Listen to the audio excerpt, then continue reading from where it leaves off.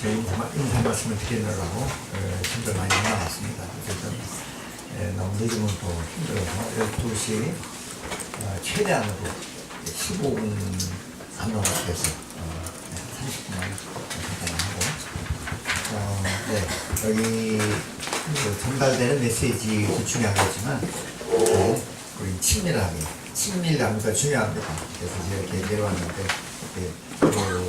말씀도 말씀이지만 말씀을 기초로 해서 저와 친밀하게 또 같이 오신 분들께 친밀하게 그냥 사귐이라 그러는데 사귐이라 하기도 하고 또는 교통이라 그러는데 성도들 간의 친밀한 교통 이런 영적인 관계, 유대 이런 것이 훨씬 더 메시지보다 더 중요할 겁니다. 어쨌든 분례가 잘 이렇게 이런 이렇게 쉬는 시간에 이렇게 음료와 차를 이렇게 하는 거 제가 처음 봤습니다. 너무 좋아요. 잘하신 말씀. 쉬는 시간 좀 이렇게 가지시고 쉬는 시간에 쉬는 시간에 차하고 이렇게 다과하고 이런 통해서 사실은 교회의 특징은 어떤 그런 분식보다 가장 교회의 특징은 형제 사랑이죠. 하나님 가장 칭찬하신 교회는 그 계시록 2장 3장에서 7교회가 있는데 가장 칭찬받았던 교회가 빌라델비아 교회입니다. 다 아시죠? 에베소 교회가 있었고 수마나 교회, 도가모토아드라 교회, 그리고 사대교회가 있고 빌라델비아 교회가 있고 마지막 라오디게아 교회가 있는데 가장 칭찬받은 교회가 라오디게아 교회입니다. 빌라델비아 교회입니다. 빌라델비아란 말은 우리 미국의 필라델피아라고 있는데 빌라델비아 우리말 말을 했는데 필이란 말은 사랑이라는 말이고 델포스는 형제라는 뜻입니다. 필라에서 나온 말인데 그래서 형제 사랑의 교회죠. 가장 좋은 교회는 무슨 교리나 무슨 거창한 행사보다 성도의 사랑이 가장 많은 교회가 가장 정상적인 교회입니다. 사실 우리 모든 진리라든가 행사 이런 것은 다 형제 사랑을 위해서 존재하는 거죠. 많은 경우 어려운 것은 진리가 높고 또 뭐 일이 많은데 형제 사랑이 차가울 때 그것은 교회가 하락하는 겁니다. 그래서 가장 중요한 것은 형제 사랑, 인간의 그런 이성적 사랑이 아니고 인간의 타고난 이런 사랑이 아니고 하나님의 사랑, 신성한 사랑이라고 그러죠. 이런 사랑으로 서로 사랑할 때 가장 하나님 기뻐하십니다. 봅시다. 1번에서 하나님으로부터 전치사가 준 하나님으로부터 그리고 아들 안에서 성령을 통하여 이런 과정과 단계를 통해서 하나님은 사람 안으로 분별되신다 그런 겁니다. 어쨌든 가장 강조하고 싶은 것은 하나님은 어떤 요구도 안 하신다. 모든 요구는 사람이 잘못하는 겁니다. 모든 요구, 하나님은 요구가 없습니다. 율법을 주시니까 율법 구약에서 율법을 주셨어요. 십계명 왜 주셨습니까? 그렇게 질문하는 분이 있을지 모르지만 하나님이 십계명을 주실 때 목적은 그것을 다 지키라는 뜻이 아닙니다. 첫 번째는 지킬 수 없다는 것을 알아라 그겁니다. 율법은 다 지키라는 게 아니고 지킬 수가 없다는 것을 깨달아야 된다. 그럼 지킬 수 없으면 어떻게 합니까? 갈라디아서 보시면 율법이라는 것은 믿음이 오실 때까지, 믿음이 계시될 때까지 필요합니다. 믿음은 바로 우리 주 예수 그리스도이십니다. 우리가 할 수 없는 그것을 사람이 육체 때문에 연약하여 할 수 없는 그것을 하나님은 하신다. 그래서 우리가 할 수 있다고 그러니까 하나님은 할 수 없다는 것을 보여주시기 위해서 율법을 주신 것이지 그걸 다 지키라는 뜻이 아닙니다. 하나님이 율법을 주실 때 사람이 그것을 다 지킬 수 있는지 없는지 지킬 수 없다는 것을 아셨을까요? 모르셨을까요? 네, 아셨다고요. 근데 왜 주셨습니까? 그냥 못 지키고 막 그냥 그렇게 지키지 못하고 아주 그렇게 고통당하는 것을 보는 것을 아주 막 혀를 끄시려고 하신 겁니까? 아니면 보치께서는 보치께 너 지어봐라. 주님은 이렇게 막 지키기 어려운 율법을 주시고 나서 못 지키니까 아주 지옥에 보내시고 그렇게 잔인한 하나님은 아니십니다. 그것은 지킬 수 없으니까 우리는 그리스도가 필요하다는 겁니다. 율법이 주신 목적은 첫 번째 지킬 수 없다. 그 다음에 주님이 오실 때까지 우리 보호하기 위한 겁니다. 율법이 있어야 우리가 보호를 받죠. 그래서 지킬 수 없다. 우리는 타락된 사람들이라는 것을 알려주는 것이 첫 번째 목적이고 두 번째는 보호가 필요해요. 율법의 보호, 지킴. 이제 우리가 양을 칠 때 요한복음 10장에 보시면 양을 칠 때 겨울 동안 또 밤 동안은 양 우리의 보호를 한다고요. 그 양 우리와 그 긴 겨울 동안 양 우리 속에 둘 때 그것은 양을 보호하는 것이지 속박하는 것이 아닙니다. 봄이 되면 또 이제 아침이 되면 양을 다 나오게 하죠. 그런 것처럼 긴 겨울, 구약의 긴 겨울이 지났습니다. 구약은 율법의 경륜이죠. 지났습니다. 봄이 왔습니다. 봄이 왔을 때 양들은 다 우리에서 나와서 우리 푸른 초장, 푸른 풀밭으로 나오게 되죠. 그것이 요한복음 10장 이야기인데 그런 그 율법이라는 것은 겨울 동안 아직 봄이 안 왔습니다. 봄은 주님이 오실 때 봄이 오는 겁니다. 보통 크리스마스가 이제 우리 겨울에 있잖아요. 그건 잘못된 겁니다. 주님 오신 것은 겨울이 아니고 봄에 오셨어요. 크리스마스 유리 아시죠? 크리스마스는 주님이 오신다 하는 것. 주님은 추운 겨울에 오신 것이 아니고 봄철에 왔습니다. 맨 먼저 주님을 발견한 사람들은 목동들이었습니다. 목동들은 양의 바깥에 양에게 풀을 이렇게 먹이게 하는 사람들이잖아요. 그래서 목동들이 맨 먼저 발견했다는 것은 그때 봄철이었다는 겁니다. 그래서 양에게 풀을 주다가 별을 보고 찾아왔죠. 그런 것처럼 주님은 겨울에 오시지 않고 봄에 왔습니다. 그런 영적인 뜻이 있습니다. 긴 겨울, 4000년의 구약의 그런 율법의 그런 긴 겨울 가운데 우리는 이렇게 보호받다가 봄철에 주님 오셔가지고 주님은 목자로 오셨고 양의 문이시고 푸른 풀밭이시고 그게 다 그리스도입니다. 그리스도가 우리의 목자이시고 그분이 양의 문이시고 또 그분이 풀밭이시고 그래서 시편 23편에서 푸른 초장과 쉴만한 물가를 인도하신다. 영원한 나의 목자다. 내게 부족함이 조금도 없다는 것은 그분이 오셔서 봄에 오셨습니다. 우리 다 이제 그 양 우리에서 나와야죠. 율법은 긴 겨울 동안에 밤 동안에 우리를 보호해 주는 곳입니다. 그래서 주님이 오실 때까지만 필요한 겁니다. 그래서 갈라디아 3장에서는 몽학 선생 여기 선생님에게 우리의 선생님이신 그리스도에게 인도해주는 그동안 이렇게 보호하는 사람 후견이라고 그러죠. 보호하는 것이지 율법을 다 지키는 것이 아니고 지킬 수 없으니까 우리는 주님이 내 안에 들어오셔서 내 안에 들어오신 주님이 지키는 거지 내가 지키는 것이 아니다. 그래서 주님이 오실 때까지만 보호해 주는 겁니다. 이런 것이 율법의 같은 목적인데 어쨌든 우리는 이런 것이 유대교 종교인들 또는 갈라디아 성도들이 율법을 지키려고 애를 썼습니다. 그래서 주님이 그것이 아니다. 우리는 지킬 수 없으니까 그리스도께서 우리 안에 생명으로 들어오시고 이 생명이 충만할 때 자연스럽게 율법을 내가 살 수 있다. 이런 것이 하나님의 경륜에 관한 이야기입니다. 두 번째, 영주주의처럼 선하게 살아라는 겁니다. 성경에서 보시면 부자 청년 이야기에서 부자 청년이 와가지고 선한 선생님 우리가 어떻게 영생을 우리가 받을까요? 주님 대답하시기를 왜 나보고 주님 자신이 직접 하신 말씀이죠. 왜 나보고 선한 선생님이라 부르냐? 선하신 분은 하나님 한 분뿐이십니다. 그렇게 말씀하셨다고. 우리는 다 타락되기 때문에 우리 속에는 다 죄가 있고 악한 본성이 있습니다. 오직 선한 분은 하나님 한 분뿐. 우리 속에 물론 하나님 창조할 때 어떤 그런 타고난 그런 율법을 지키고자 하는 마음이지만 우리는 그런 능력이 없습니다. 그래서 우리 선이라는 것은 우리가 아니고 하나님 그분 자신이 그분 생명이 선한 생명과 본성이 우리 선은 한계가 있어요.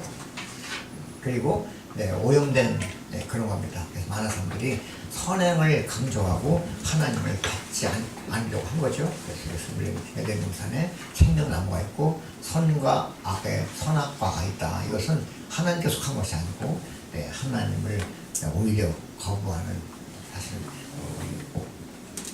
복음 전파할 때 가장 복음 전하기 어려운 사람이 착한 사람들이에요.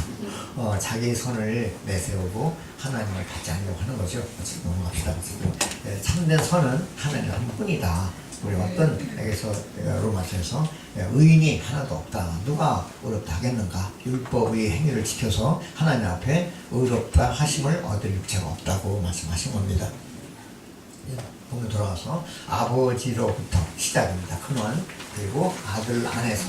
그래서 아버지가 아버지께서 아들 안에 들어오셨습니다. 먼저 그러니까 하나님이 직접 우리 안으로 들어오시기 전에 먼저 하나님은 아들 안에 들어오셨어요. 이것을 우리는 신학 용어로 성육신이라 그럽니다. 성육신 아시죠? 성육신. 네, 성육신. 이때 성육신 할 때 성자는 거룩할 성자가 아니고 이룰 성자입니다.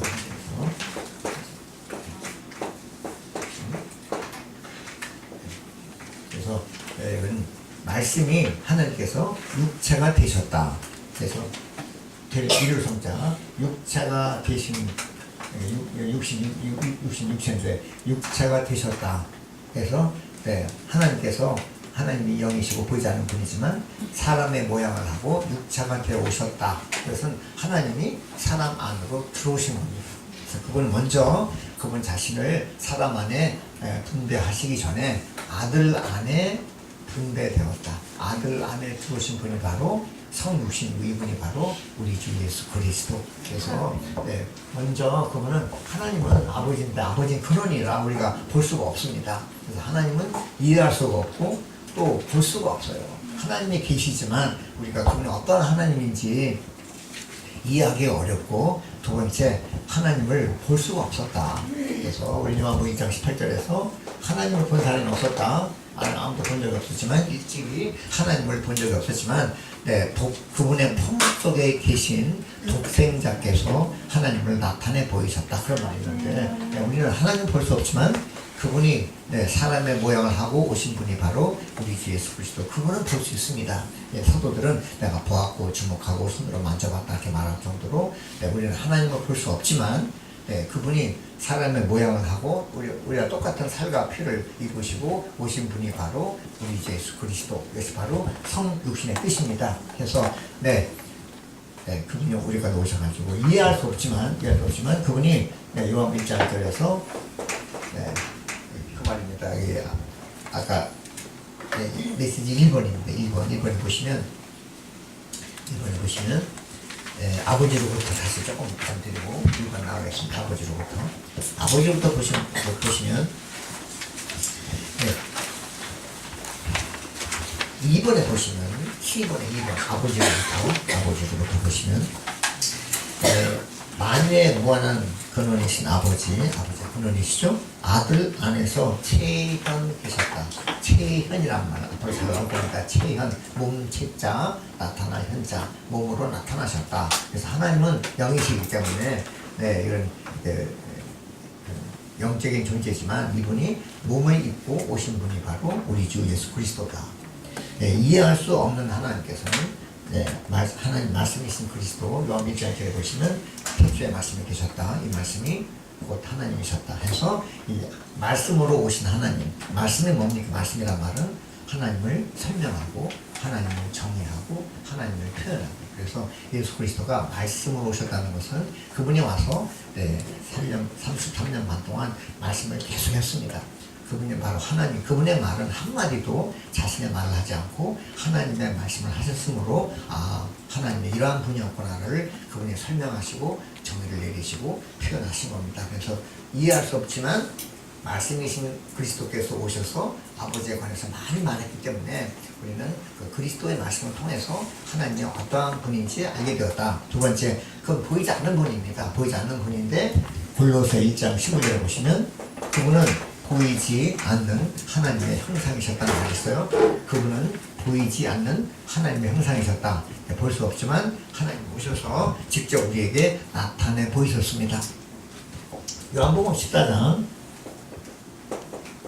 9절에 보시면 이제 12제자들을 데리고 다니시는데 그 중에 필립이라는 그 제자가 있었습니다. 그 필립이 말하기를 주님 아버지를 좀 보여주십시오. 그럼 우리가 아주 만족하겠습니다. 그런 말 기억하시죠? 그러니까 주님 답변을 하시기를 필립아 내가 이렇게 오랫동안 거의 3년 반 동안 이렇게 오랫동안 같이 다녔는데 또 아버지를 보여달라고 하느냐 하고 나서 하신 말씀이 나를 보았으면 아버지를 본 거야. 아멘. 이것이 가장 최현이라는 답변입니다. 네, 나를 보았으면 아버지를 본 거 똑같은 거야. 네, 여기 영적이 들리지만 일반적으로도 저를 보십시오. 저 얼굴 못생긴 사람입니다. 근데 우리 아버지는 저보다 좀 잘생기시면 네, 우리 아버지를 본 적이 없죠? 아마 아무도 없을 겁니다. 우리 아버지 저희 어릴 때 돌아가셨거든요. 네, 그렇지만 아들을 볼 때 아마 아버지도 이 사람 비슷했을 거야. 그런 것처럼 아들은 아버지의 표현이다.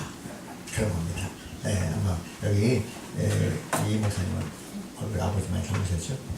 아버지 대장이다, 아버지 판박이다 그런 말 하지 않습니까? 아들 볼 때 아버지를 우리가 보는 것처럼 우리 주 예수 그리스도를 볼 때 나를 보았으면 아버지를 똑같은 거다. 그러나 또 한 구절 요한복음 10장 30절에 보시면 나와 아버지는 하나다 이런 말을 써요. 10장 3절에 보시면 나와 아버지는 하나이니라. 그래서 이것이 바로 예수 그리스도는 우리 가운데 나타나신 하나님.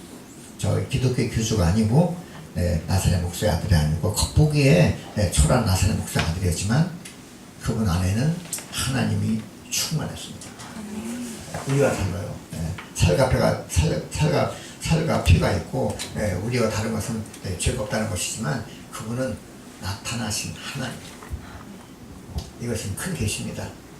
많은 사람들이 지금 여기 유대인들 왜 안 믿습니까? 나타나신 하나님으로 믿지 않습니다. 그 목수의 아들이 지금 뭐게 나타난 하나님이냐 이것은 최대의 불신. 믿음이 뭔가 바로 예수 그리스도가 나타난 하나님인 것을 믿는 것이고 불신은 이건 사람의 아들이지 하나님 아들이 아니다. 이것은 불신입니다. 그런 것처럼 아버지로부터 아들 안에 나타나셨다. 아들은 어떤 분인가? 아들 안에서 말 좀 더 한국이 길어요. 첫 번째 그분 자신은 그분 안에 신성이란 말은 하나님의 본성을 줄여 말해서 신성이라고 그래. 하나님의 본성이 그분 안에 충만했습니다.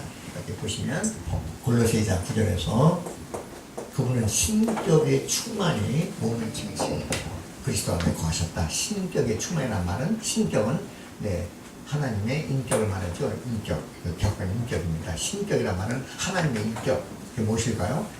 성부, 성자, 성령. 이것이 바로 신격이라고 해요. 아버지 하나님, 아들 하나님, 성령 하나님. 세 인격을 우리는 신격이라고 합니다. 그래서 그분이 충만해. 하나님의 본성. 하나님의 본성은 보통 네 가지를 말해요. 하나님의 본성과 신성 그러면은 첫 번째 그분은 빛이시고 요한에서 1장 5절 그분은 빛이시고 그분은 사랑이시고 역시 요한에서 4장 8절 16절 그분은 사랑이시고 그분은 빛이시고 그 다음에 하나님의 본성은 거룩하고 하나님만 거룩해요. 본성 그 다음에 그분은 행동에 있어서 의로우시고 그래서 네 가지가 우리는 보통 신성이다. 하나님의 본성 그분은 사랑이시고 그분은 빛이시고 그리고 그분은 거룩하신 분이고 거룩이란 말은 이렇게 거룩이란 말은 우리 잠문대 관념에서 거룩이 이렇게 성경에서 끼고 그리고 이제 천천히 걸어요. 빨리 걸으면 안 돼요. 거룩 형님 안녕하십니까? 거룩이 아니고 말들이 하는 겁니다. 거룩이란 말은 하나님의 본성만 거룩해요. 어떤 것도 거룩하지 않습니다.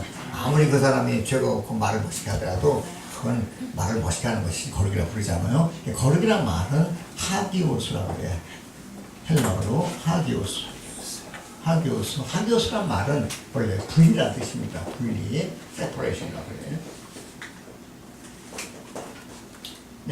거룩은 하기오수고 하기오수는 분리란 말이고 뭐가 분리됐단 말이냐? 하나님 이외의 모든 것들로부터 분리되어서 하나님께 구별되는 것을 거룩이라고 그래요. 그러니까 아무리 그것이 선하고 착하고 뭐 있어도 하나님이 아니면 거룩이 아닙니다. 그래서 하나님 이외의 모든 것들부터 분리돼요. 이것이 거룩. 성경은 거룩한 책이죠. 창조하실 때 첫 번째 빛이 있으라, 이게 시작입니다. 어떻게 했습니까? 빛이 있음으로써 빛과 어둠이 분리되었다는 거다. 분리 시작. 그 다음에 궁창 아래의 물과 궁창은 이 대기권이 창공이라는 뜻입니다. 궁창은 시궁창이 아니고 시궁창이 아니고 창공 대기권이야.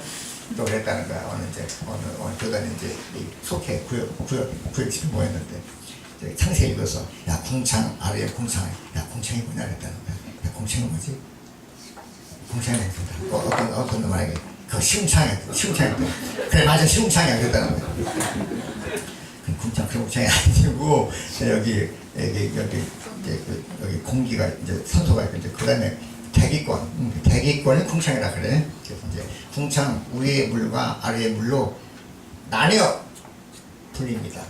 그래서 궁창 아래의 물은 땅에 속한 것이고 궁창 위의 물은 하늘에 속한 것이고 땅에 속한 것과 하늘에 속한 것을 섞지 말고 나눠라. 이것이 창세기 시작입니다. 세 번째 여기 마른 땅이 바다의 물에서 나와.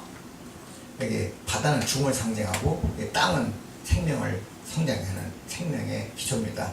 네, 죽음과 사망을 나눠. 첫 번째 빛과 어둠을 나눠. 이 거룩입니다. 거룩. 섞지 마라. 하나님은 섞는 걸 제일 싫어하시고 빛과 어둠은 네, 마귀의 영역이고 죄의 영역이고 빛은 하나님과 네, 의의 영역이고. 첫 번째 빛과 어둠을 나눠라. 섞였거든.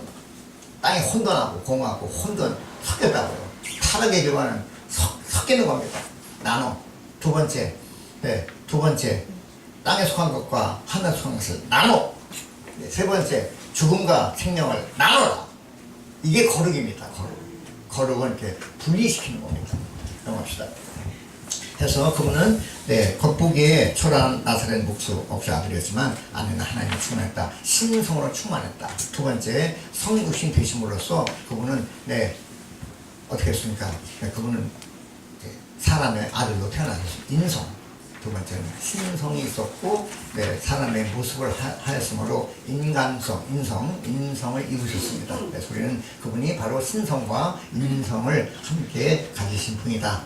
한마디로 말해서 그분은 성령으로 잉태해서 마리아에게서 나셨어요. 성령은 신성이고 마리아에게서 나신 것은 인성이고. 그래서 그분은 신성과 인성이 연합되신 분. 하나님이자 사람이시고 사람이자 하나님이고 하나님의 아들이시고 또한 사람의 아들이고 사람의 아들이시자 하나님의 아들이고. 그래서 우리는 신성과 인성이 함께 연합되신 분이다. 비밀한 사람입니다. 하나님은 이런 사람을 원하신다. 우리는 사람이지만 우리는 신성에 더해졌고 주님은 신성이지만 인성에 더해졌고 우리는 반대입니다. 우리는 인성이 있었지만 신성에 더해지고 이런 것이 바로 하나님의 경륜의 이야기. 앞으로 이야기가 마지막 저 새 예루살렘까지 계속 이 이야기가 계속돼요. 그래서 그분은 성령으로 잉태되어서 마리아에게서 태어나셨다. 여자에게 태어나셨죠. 이것이 바로 신성과 인성이 충만하신 주 33년만 동안 인생을 거치셨는데 주로 고난의 인생을 거치시고 지금 기도를 하고 있습니다. 그 다음에 주님은 십자가에서 죽으심으로써 죽음의 효능, 모든 부정된 것들을 다 죽여서 없애는 이런 죽음의 효능이 그분 안에 또 더해지셨고 부활의 능력. 부활이라는 말은 뭡니까? 부활이라는 말은 죽음을 통과한 것이 바로 부활입니다.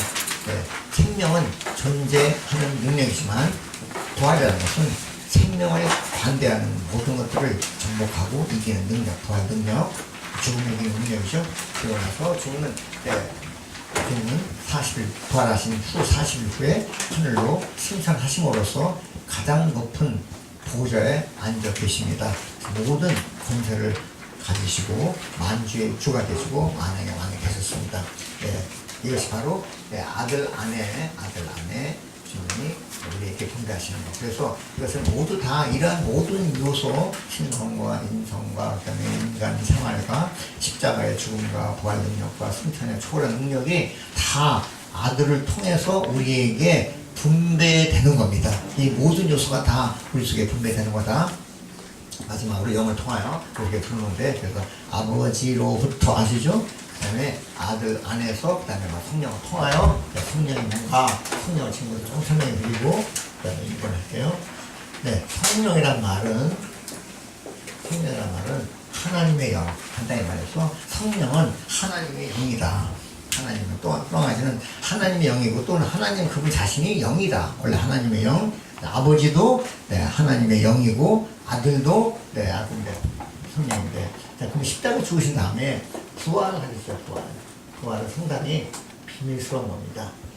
어떻게 죽은 사람이 살아나냐. 그래서 예수 그리스도 첫 번째 부활하신 분인데, 부활을 이해하시려면 잘 이해가 안 가죠. 부활절 다 지내시죠? 부활절 때 주로 뭘 많이 하십니까?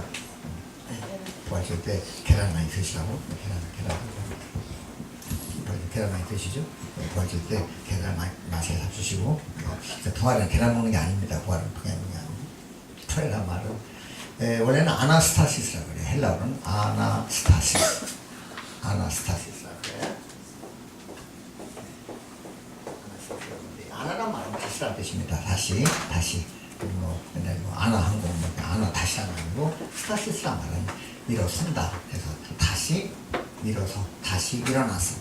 죽었다가 다시 일어나면 부활된 겁니다. 다시 일어나서. 그런 말인데, 부활에서 부활은 원문의 뜻이 싹이 튼다 라는 뜻입니다. 싹이 터. 부활이라는 말은 영어로 좀 어려운 말인데 왜 그렇게 나오는지.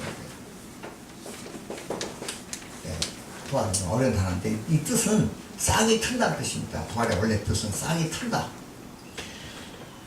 싹이 틀려면 어떻게 되죠?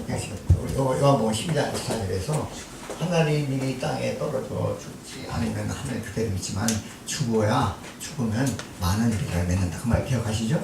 그래서 밀씨를 심었습니다. 안 죽으면 싹이 안 나요. 싹틈, 요즘 싹튼 현미, 싹튼 버리는, 싹이 틀려면 반드시 죽어야 돼. 이 씨가 안 죽으면 싹이 안 납니다. 하여튼 이 유리관에다가 이제 흙을 이 밀을 심으면 새카맣게 썩어요. 죽어서 썩는다고요. 죽어야 싹이 나. 이해되시죠? 이것이 부활의 원칙입니다. 반드시 십자가를 통한 후에라야 부활이 되는 거다. 죽음 없이 부활이 있을 수가 없다. 그래서 싹이 텄다. 그 말입니다. 자, 싹이 든 이후 심을 때 씨하고 싹튼 거하고 어때요? 같은 본성이지만 형태가 다릅니다. 싹이 틀 때는 심을 때 주로 이런 이야기가 고린도전서 15장에 나와요. 쭉 읽어보시기 바랍니다. 심을 때와 싹 틀 때와 형체가 다르다. 그래서 심을 때는 육체의 몸이지만 싹 틀 때는 영적인 몸이다. 몸도 똑같은 몸이 아니라 육체적인 몸이 있고 영적인 몸이 있다. 해서 15장 좀 길은데 전체가 다 부활장입니다. 15장은 부활장인데, 그래서 주님이 십자가에서 못 박힌 그 형체하고 형체하고 부활한 형체와 달라요. 이게 첫 번째 부활을 이해하는 길입니다. 죽었다 살았다. 기적이다. 봐라. 살았다냐. 기적만 생각하지 마시고, 기적이겠지. 근데 중요한 것은 형체가 바뀌었다.